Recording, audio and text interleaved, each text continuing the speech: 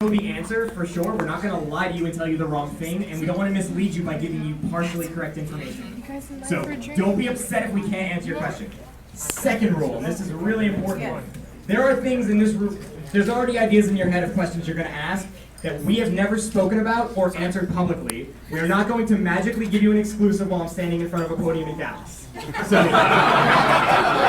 I know that you guys are going to ask questions like, oh man, when is the next Warzone coming?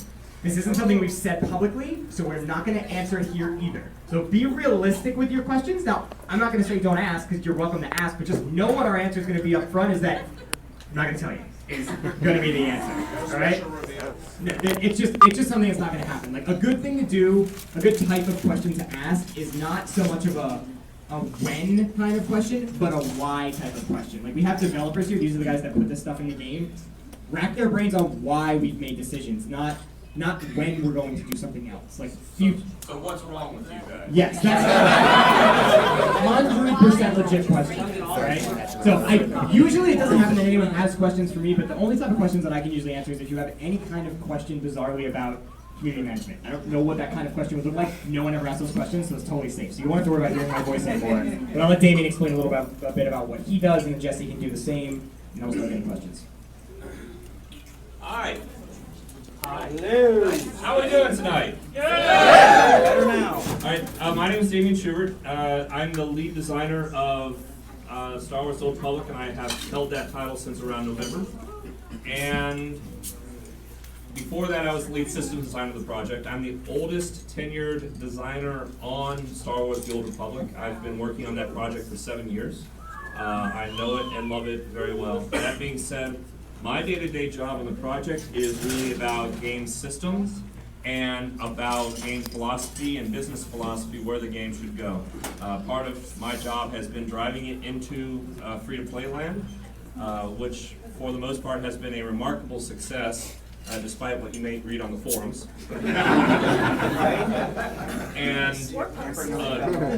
And basically trying to keep everything on the rails from a high-level point of view, and for the most part protecting the interests of the gamers and making sure that you guys are taken care of.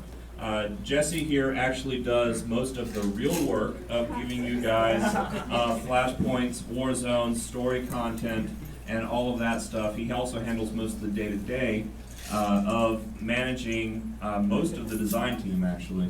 And I'll let him talk a little more. Jesse Sky. I company started doing flashpoints and operations. I don't have much to add to what Damien said already. Describe your entire job.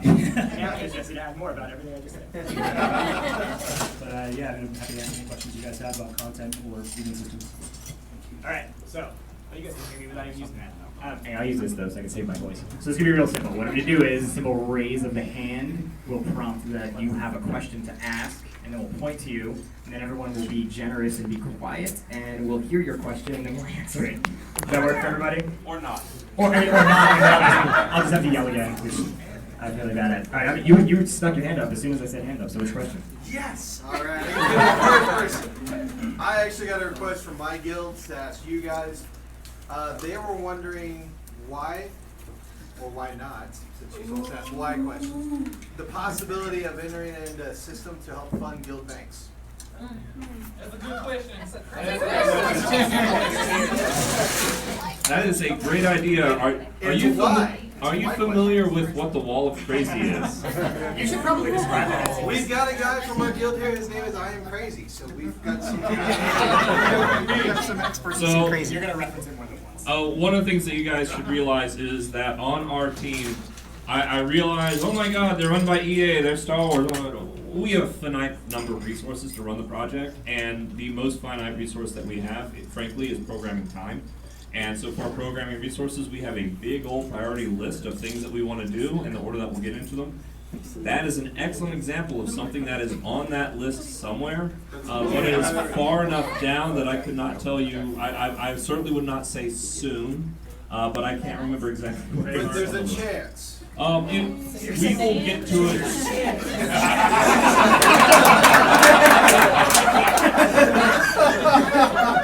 I just got to report something. There's a chance it works fine. Next question. This is drinking too much.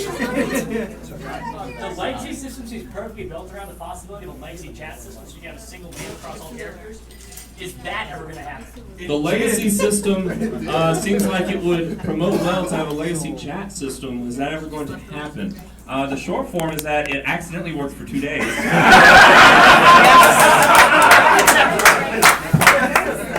you're saying I should not respond to that ticket that I put in about that not working anymore?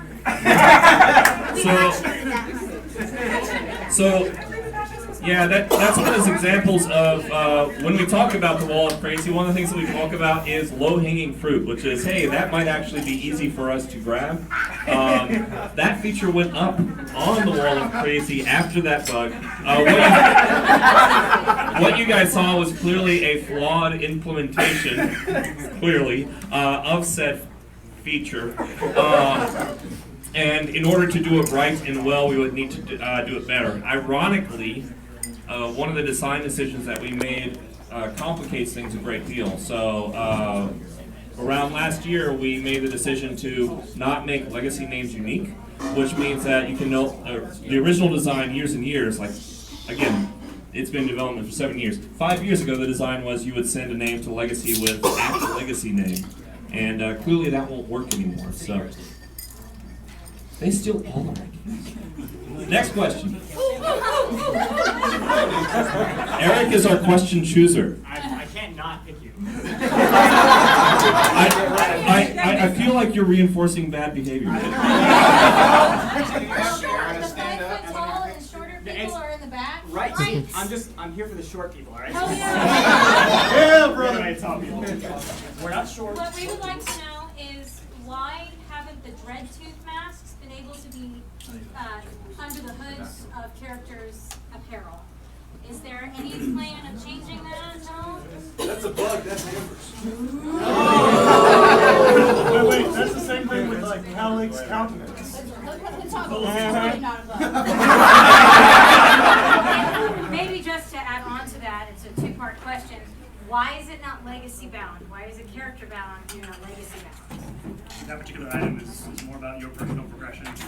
Right, because of the TFB Yeah. loss. Okay, that makes sense. I do also know the simple bad answer to the first question is that the interaction between masks and hoods is not a simple one. It's a very, very, very not simple interaction. Once you get into all of the body types and all of the racial combinations, the chances that a mask will clip nastily with a hood goes way, way up, and then you start getting into artists getting really defensive about how good the game should look. We were just wondering who's Revan's mask is not covered. Yeah, Revan's mask was built a little more with that in mind because Revan always had a hood on. The Dungar helmet is technically a helmet, not a mask. Oh, it's a helmet, not a mask. Oh, okay. That makes much more sense. That makes much more sense. Thank you.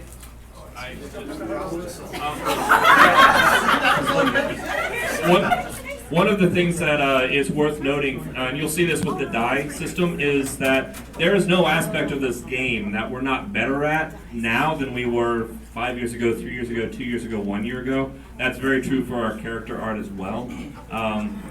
One of the things that we're seeing a lot now on the boards is why isn't X piece of armor dyeable, or why isn't most of X piece of armor dyeable? And that's because it was done 5 years ago when the idea of color huing armor was not even in our heads.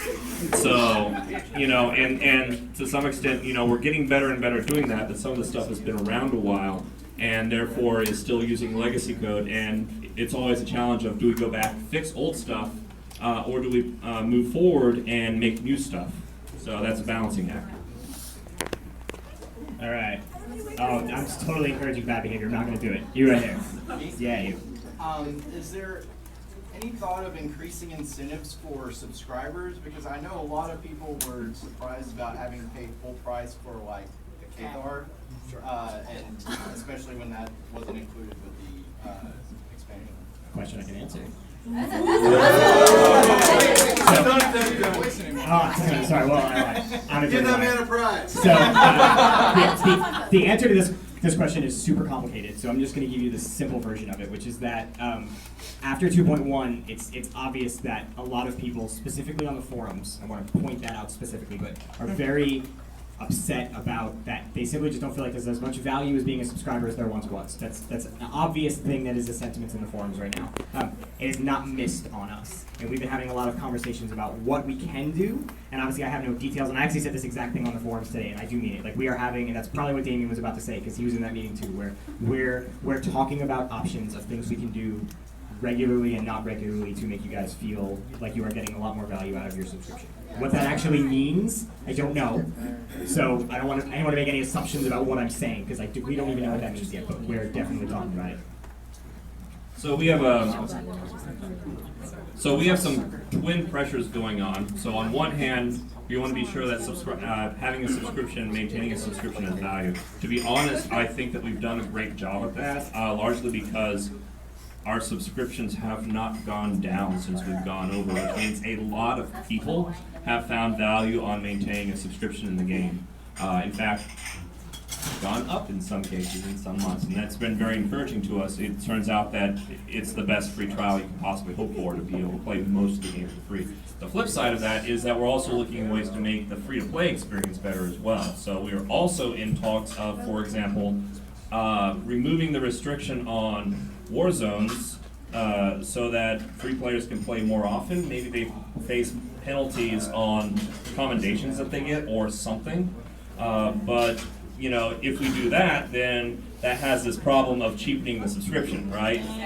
So we don't want to cheapen the subscription, but we also want to be sure that we do everything possible to make the free players experience as much good stuff as they possibly can. And free players inside your war zones mean things like your war zones pop more often, your flashpoints pop more often if we do things that are there as well. So we are constantly trying to find ways to balance that line and make it so that subscribers feel like they're valuable, because we consider them to be our most loyal customers, absolutely, and you guys have demonstrated it both with your time and with your hard-earned money.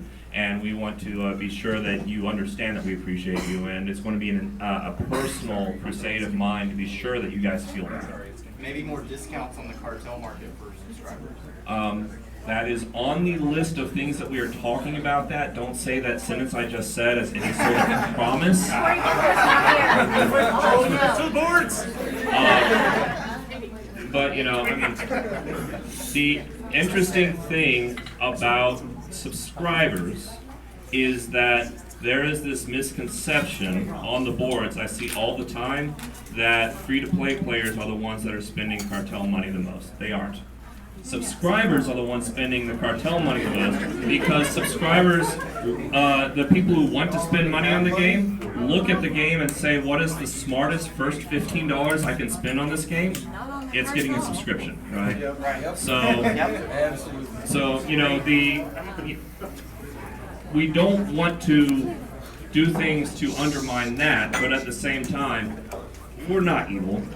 We're not really trying to be jerks. We're not really trying to nickel and dime you for every cent. What we're trying to do is to find ways that make it so that people who want to devote money to their hobby can do so that we can have a very large, very expansive game population that has a very, very long life ahead of it. So the fact that so many people, and I want to stress, despite what you read on the boards, Tuesday was a very, very good day for us. A lot of people die. I'm just saying.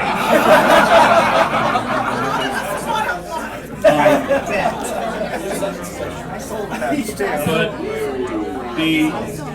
the flip side of this is that the fact that we're having success in that sort of stuff means that I have the ability to give Jesse more people to be able to do the flashpoints, the war zones, the story stuff that doesn't monetize the same way, right? And that's really, really, really important.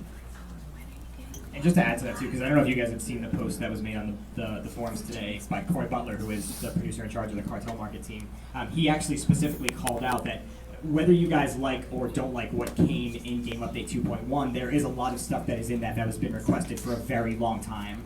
Armor Dies, collections, which you guys had maybe never even thought of, that was a new system that came in. He specifically said that love it or hate that system, if it wasn't for our ability to actually monetize it as a business, those features may have never happened. So you may not be the biggest fan of armor dies, but you wouldn't have them at all if we couldn't monetize them. That is something to keep in mind too. Like at the end of the day, we're trying to get as much value as we can for you guys as well. But and part of that means that some of it might cost money. And just to reiterate, our plan is vanity items are what's going to cost you money and nothing else. That we're not like we don't want to ever have a pay-win situation. Like these are the kinds of things that you can expect that may cost money. And I want to stress that at least for the time being, it appears that I've been driving the free-to-play crusade inside of the game, and I think largely been successful. I believe I have gotten philosophically the entire studio, including the people above me, to buy in on we don't sell power. And to me, that's really, really crucially important. What? Yes, please applaud that. But at the end of the day, what that means is that the cosmetic stuff has to be fair game. Oh, yeah. Right. I'm okay with that. A really long answer to that question. Which makes it, we knew that question was going to come. That's a good question. I'm only going with people in the front, so I'm going to start going to the back. Yeah, you're good. How much importance do you put on guild features, like the often talked about guild shifts, or just features that help guilds, like guild progression possibly coming into the game, things like that? A humongous amount.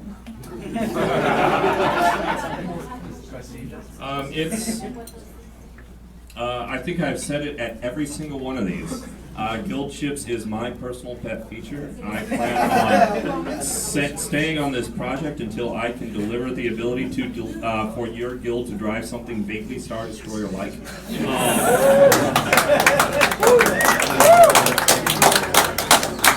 That being said, it is equally important to me that whatever we do for this is big and impressive and not done in a half-assed way. Big and impressive and not done in a half-assed way means this is a ways down the road.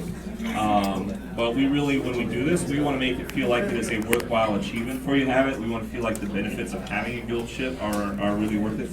We do have some plans for some smaller interim guild improvements coming much sooner. That sounds awfully close to soon, doesn't it? We mean the trademark. Soon is real. I said soon GM. It's not soon GM. It's actually.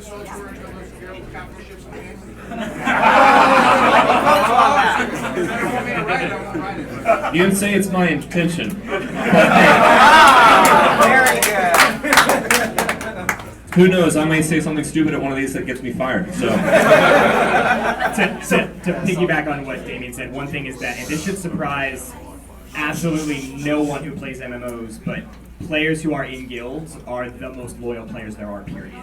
And so we definitely will always make it a point to make sure that we can implement new things for guilds as soon as we can. Thanks for the 5%. yeah. Who's got a question for Mr. Content over here? Yeah, who's got a question for Jesse? And I'm looking at people in the back. There's someone with one finger in the air. Wave it like you just don't care. All right, what's your question? Anything for open world PvP? Yeah. I'm sure glad Jesse got this one. Would you take the green event? Oh, That's a tough question, right? So, it's something we've always wanted to do well, but it's very difficult to do well. Well, I kill him in FIC, no matter what level they are. Yeah, I don't know if I'm really going to answer for you. It's always something we're trying to do well. You might see some in the future, but for now we have no plans. That's the default future question answer. We'd love to do it, but not soon. That's the kind of thing you'll usually hear when you ask future questions, just to preface. Hey, Matt. Look for someone else in the back. Amber, you're back there somewhere. Just find. Oh, you're terrible being in the back. You're in the wrong place. She changed walked across the room. She was just right there. She's hacking! She's hacking! Speed hacker. Speed hacker. All right, find me a question, Amber. Right there. All right, everyone back in the corner. All right, everyone be quiet so we can hear the question.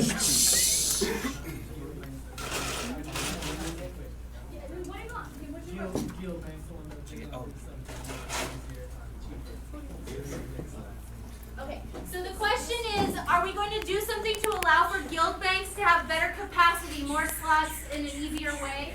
I've also heard questions about putting them on ships. On your personal ship. That sounds like a Damien question. Excuse me. That idea just went on the wall of crazy 10 seconds ago. I would love that. All right. You ready? Yeah, you taller guy. You, yes. Okay, since you mentioned collections, and this has to do with the quote that you made on the forums. I don't like this already. Before 2.1 came out, you mentioned, specifically gave an example of Revan's mask being able to be made cross, you know what I'm asking. I already know the question. Why was that not actually what happened?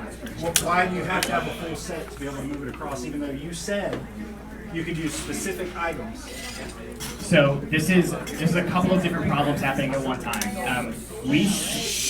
Did everyone hear the question, by the way? No. Okay, the question was, with collections specifically, basically the short version of the question is, why did we use Revan's mask as an example when in fact you can't actually use individual items as part of collections, right?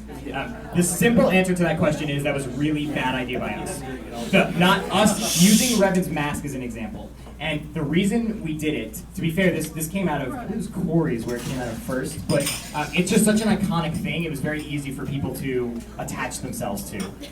In retrospect, obviously that was a really bad idea because it is not how collections worked. And so it's 100% our fault in misspeaking about what collections did.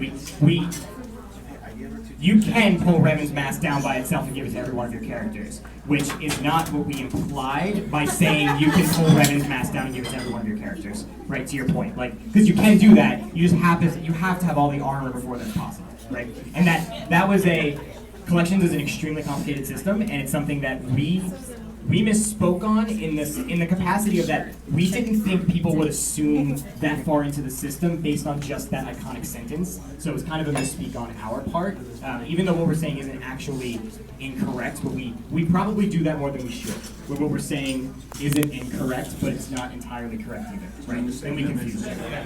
Let me answer the non-community defensive part of that question. The answer to the question is that when the programmers and the designer implemented the system, they hit some roadblocks around how long it took for you to check all of your unlocks, how much database space it took to actually store all of the data, and how dirty the UI got when you multiplied the number of items in a collection by 5, 6, or 7, which is the number of items in a slot. And so they thought that it would be reasonable and made several problems go away in order to say, hey, require the full set of gear. And yeah, that is why. Okay, where we go from now, we are evaluating what we can do and what we should do. If we can easily re-examine that question, whether we can do it for just certain pieces of gear, because all of those concerns still exist. Are there ways that we can change the GUI that make that problem go away? Are there things that we can do on the database space size? Because we don't want the size of your character records to get completely ludicrous, because that impacts both our back end and, for example, how long it takes for you to get into the game. So don't think that we did this because we were trying to grab money. This actually didn't occur to us. You can say that we're stupid, that's fine, we sometimes are. This was really all about technical limitations on our side and not really thinking through the ramifications of what it would mean. And again, misspeaking on the example, because it is. Yeah. All right, you right there. Hey, I have a question about it. Kill at home if my wife doesn't get hurt first. Yeah, all right, that's fine. I wanted to, for all the PvP players, why y'all don't have like maybe some more arenas besides just besides just war zones and stuff? Maybe some like arenas for a couple groups. Yeah, 3 or 4 players, whatever. You do type of arenas. Yeah, Jesse. That's a good idea. Put it on the list. Why you don't have it? Why you don't have it? That's fair. I'll give a slightly less cautious answer to that question. In one of the posts I made, we talked about that there's things that are being worked on right now that are not cartel market things, and those lists, PvP was on that list. I'm just gonna say PvP was on the list generally. Don't assume too much into what I'm saying, but PvP is being worked on. I will go one step farther in saying that we have a fairly PvP-centric patch coming in one of the next few patches. We have a PvP team that is that should make PvP players very happy, and I'm not going to say a goddamn word about what that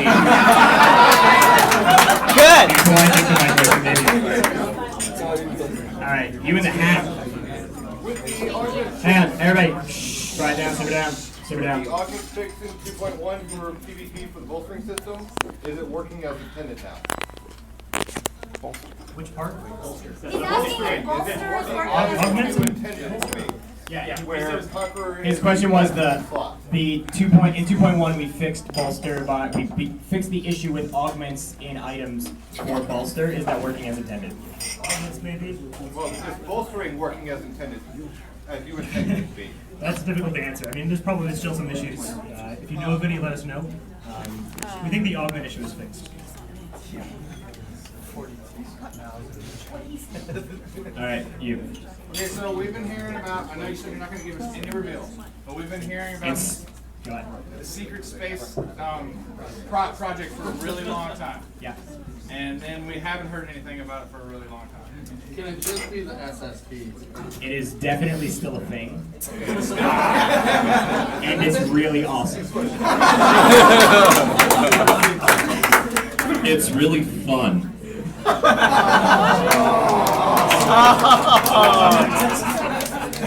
Which is to say, work is being done. It is definitely still around.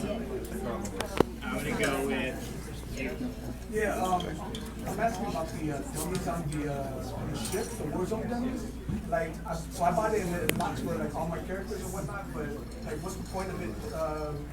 Practicing on it, but it's like level 55. Like when you're like you make a brand new character, you can't even really touch it. You know, like you can't like mess around with keyboard keys to figure out like how you want to. So as opposed to a question, it sounds like a suggestion that Warzone dummies should scale that level. The one that's got a shadow is way more accurate, and the one there on inside your ship, if you parse it out, doesn't appear to be as accurate. You wildly varying results. Good feedback. That sounds like. Wait, that wasn't my question. That sounds like a bug. Amber, write that down. Come talk to me. Actually, please go track down Amber and tell her about that. We don't want to track that down because that sounds weird. Having said that, I'll take your question. Go for it. The only other thing I wanted to know is on the collector's edition. Those of us that went up and bought the collector's edition, which direction do you kind of see that going? You gonna give us some more unique items in the CE vendors? Or? Yes. Actually, so there was an interesting thing that happened with 2.1. When 2.1 came out, we were like, hey, collector's edition guys, how would you like some exclusive dies? And then we gave them to you and they didn't bind on purchase. And so they stopped being exclusive, except for the fact that you control the market on them. So that's pretty snazzy. But our bad was not intentional, and so what we've stated so far is that the next time there is an update to dies in the game, whenever that is, you will get an exclusive die that is actually exclusive to you and binds on purchase. Anything beyond that, Damien's gonna handle. So the short form is that when we do a cartel market update, we actually do 4 or 5 months at a time. And you might see those described as shipments. And I think the first ones were called cartel packs, and the current ones are called contraband packs. Those are 2 different shipments. Behind the scenes, those are 2 different art pipelines and art schedules. What I have done, and you saw that at the beginning of shipment 2, is said every time that we do a shipment, we need to give some goodies to these people and these people and these people, and the collector's edition vendor is one of those. And so I'm not promising anything because game development is appearing on the cartel vendor, on the collection edition vendor with more regularity. We earmark it every time we put up a new shipment. We look for it anytime that we come up with a new major system, such as the dies. We have a couple of other major systems that will be item-based. and the CE will get some exclusives on those as well. We're looking at taking care of them as we can. Digital deluxe? Can you add digital deluxe into anything you just said? I am not willing to say that off the top of my head right now with 3 glasses of wine in me, because I don't know. This is why I like Damien. All right, so let's take a break for everybody raising their hands for a minute, and let's give some stuff away. All right, so I'm going to start with, we have 2 of them, give away 1 of them now and 1 at the end. I think it's the coolest thing we have here. It'll take me a little bit to dig them out, but Damien, you dig to the bottom of that and get the thing that's all the way to the bottom. They're made by Gentle Giant. They're Star Wars themed bookends. They're really awesome. All right, so just because I heard some crazy crap, well, he'll work on that. I heard some craziness going on about this in the hall. This is usually something we do as one specific prize at every one of our events, and you are going to have to actually prove what you're about to say to me. Who has traveled the farthest to come here today? Where have you come from? Denver, Colorado. Jesus Christ. Can anybody beat Denver, Colorado? Did you actually travel here for this event? Yes, and all I told you. We're not going to give you that. She came here for this event from the Sounds like Denver, Colorado. Wait, how far away is that? It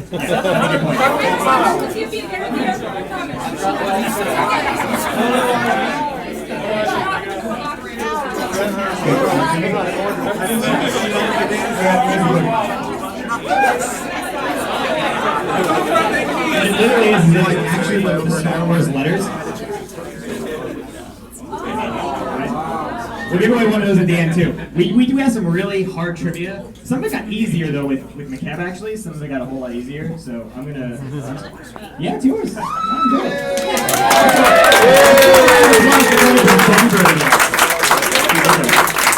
I was complaining to drove 4 hours. Thank you. All right, let's try something easy. This is for the Star Wars: The Old Republic Explorer's Guide. Let's try a remotely hard one. What character appears in both the First Republic and Imperial Flashpoints? Raise your hand, by the way. Don't count the answer. So your hand can go first. That is incorrect. That is correct. All right, let's step it up a notch. The art and making of book. This thing's really awesome. All right, so this question is going to be a little bit tricky because it's a little bit spoilery. So if you don't like spoilers, hold your ears. There are 2 class stories that the ending and something that happens after the end of Act 3 completely contradict each other's endings. What are the 2 classes and what is the contradiction? Your hand's up, what is it? And right now again, hold your hand over your ears if you don't actually hear a spoiler. I'm guessing Sith Warrior Jedi Knight. What's the contradiction? Emperor 9. That is the correct answer. If you guys don't actually know what that is, it's really, ask me afterwards so I'm not spoiling in front of the entire room. It's pretty awesome. You guys have any ridiculous trivia you want to ask before I just continue to rattle off trivia? No? Alright. We got another Explorer's Guide. I'm level 48. Who can name 3 huts in our game? Back here.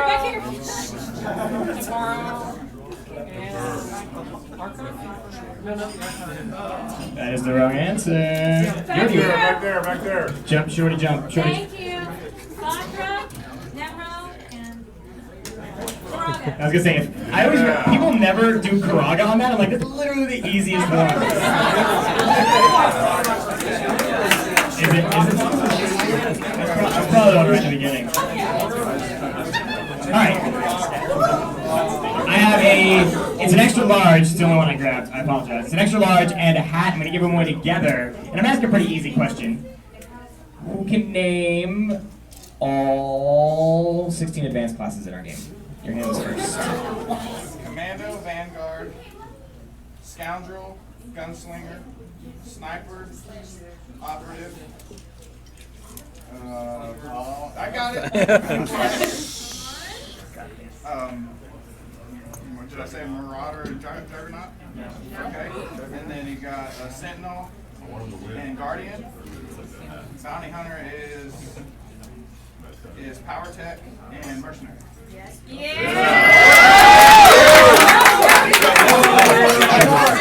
right, yeah. It's a team effort. Is the Shadow and the Sage. And then you got your Sorcerer and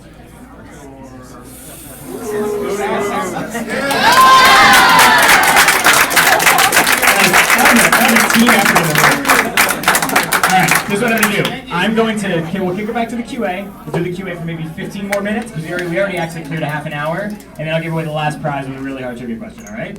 You're holding up your hat. All This is right. a smart man. It's been long understood that the future development of new playable species depends in large part to the success of the Cathar. So tell me, how successful were the Cathar?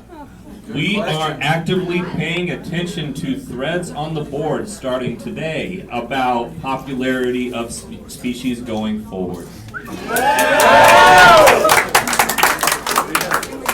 That was a good answer. Where's Amber? Amber Green! Find me a question in the back. I have a question about the Ugnaught class. That's for Damien. Damien has no idea what you're talking about.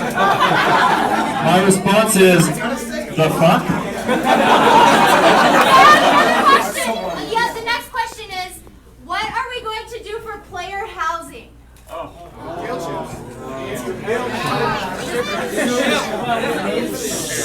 We have big plans. On the wall of crazy.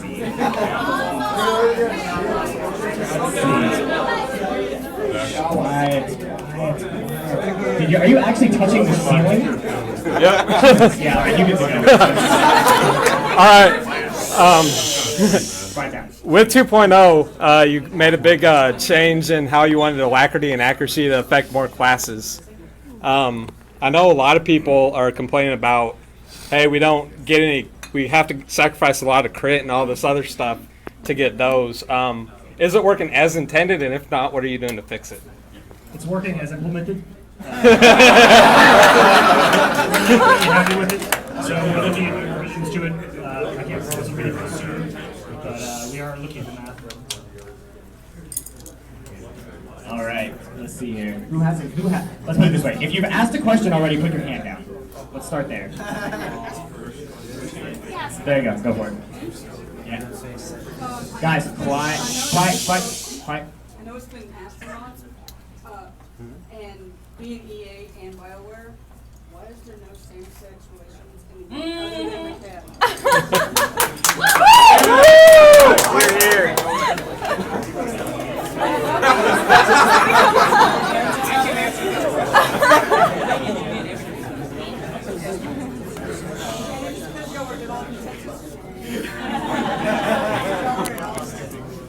So the short answer to the question of why there are no same-sex relations in the base game is because that was the vision of where the original creative team decided that they wanted the game to go, and it was not necessarily on a mission on their part, as much as they were looking at what fit and what didn't fit and making a Star Wars feel. They felt that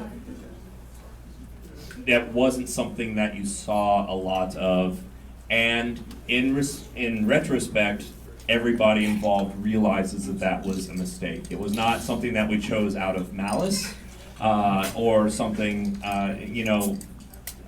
we are still BioWare, and we are still, like, the partners of Edmonton, which, as you know, are leaders in bringing that kind of awareness into gaming and into the storytelling inside of gaming. It's just something that we felt wasn't as important inside of a Star Wars game, and to be honest, we weren't sure that we wanted to overshadow it by bringing it in, and instead we overshadowed it in the other direction, and it's dominated our forums largely ever since then. We're actively looking at, when we do content moving forward, considering that. It's not an automatic inclusion. I actually don't like the idea that everybody that you encounter everywhere suddenly is bi-curious. That's kind of weird too. But at the same time, it is prohibitively expensive for us to go back and readdress the old stuff. And so that is, at best, unlikely to happen. But in terms of moving forward, we're going to be much, much more sensitive to that. And trust me when I say that we know what the forums think about this decision. So short form, it was a bad decision. We will do better in the future. We will have a lot of opportunities to do better in the future because we're not going to stop doing story stuff. Yeah.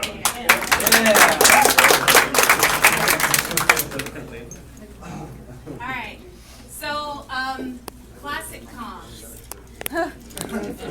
What can we do with them? I mean, we take out our companions, but we just need something to do with them. They're mostly there for players who don't have the expansion. Over time, we may phase them out, but for now, they're just a way to deprecate the old game. So basically, they're good for nothing. Die packs. That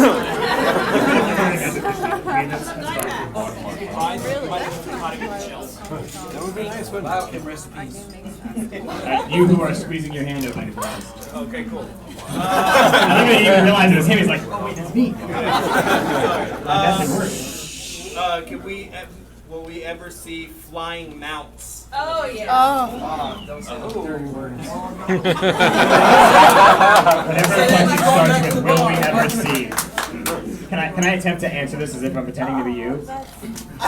Because I feel like the default answer to questions like this is, it's not something we'll ever say no to, but there are no plans right now. I think a better answer is, I think I heard my world building team all erupt into simultaneous cries of pain.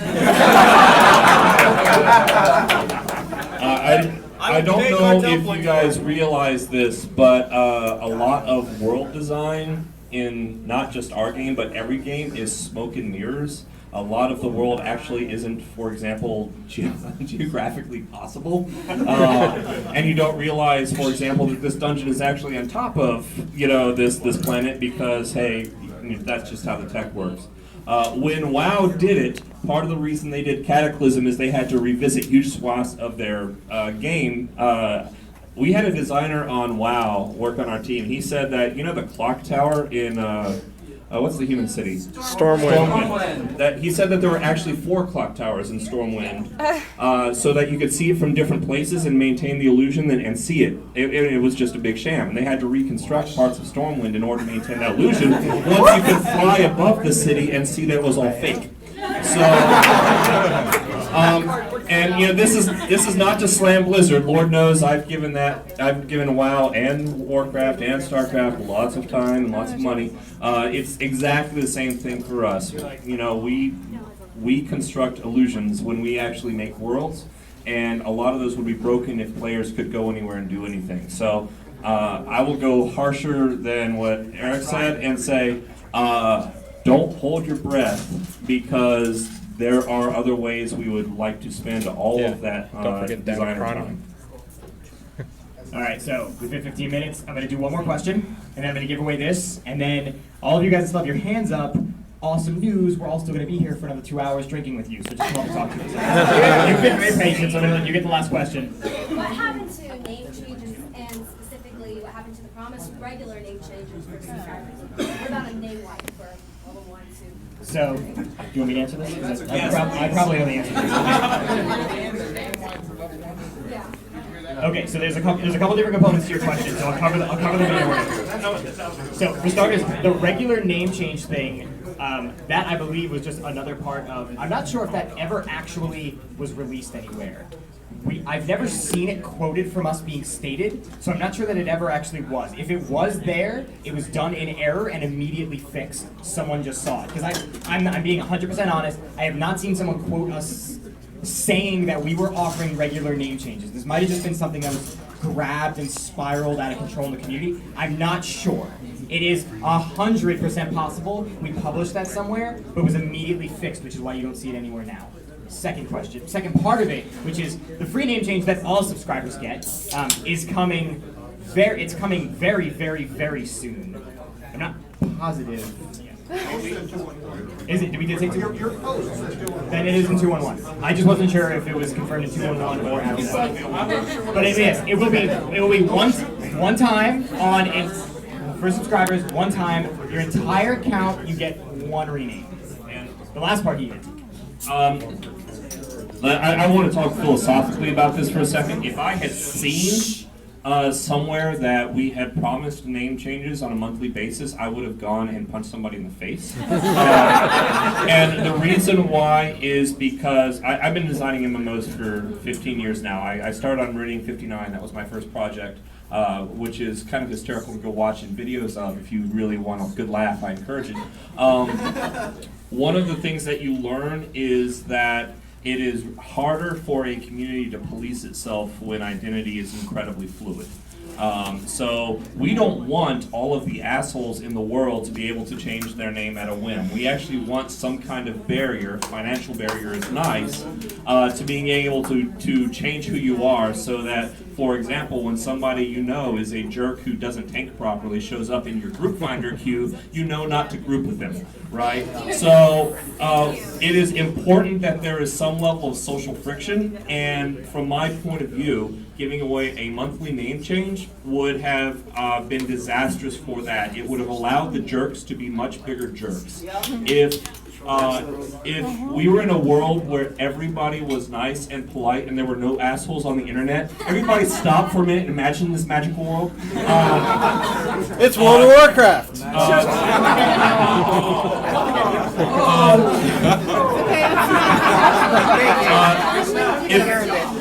If we lived in that world, I would be all over anybody can do whatever they want with their name, because I'm all over that with your character appearance. So you guys have noticed that since I've been in charge, we've been like, we are the appearance game, right? But because of the importance of identity in terms of social coherence, in terms of forcing players to own up to their bad behavior because they have a reputation in the game. I don't want players to be able to change their name without there being some kind of financial penalty for doing so. Thank you. Yes. Thank you. The last part is there's discussions happening about that topic internally. What that'll end up being, I don't know, but we're talking about it. All right. So now the questions are over, and again, like everyone who had their hand up and everyone who didn't have their hand up, like we're gonna be here till what I remember 11, whenever our event's over. So find us, talk to us, ask your questions. Same rules apply as before, but I mean, ask us whatever. We're just here hanging out, talking to you guys. So last prize, we have another Star Wars bookend. I'm gonna make it some difficult trivia for you guys this time, so hopefully you guys are prepared. And if someone gets this right out of the gates, I'll be impressed. But it's happened once at one of our events. So, you guys remember the Return trailer? Remember that? The trailer? Darth Malgus has a master. What is his name? Wow. All right then.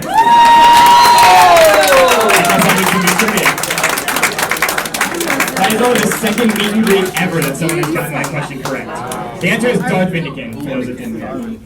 All right, guys. If you guys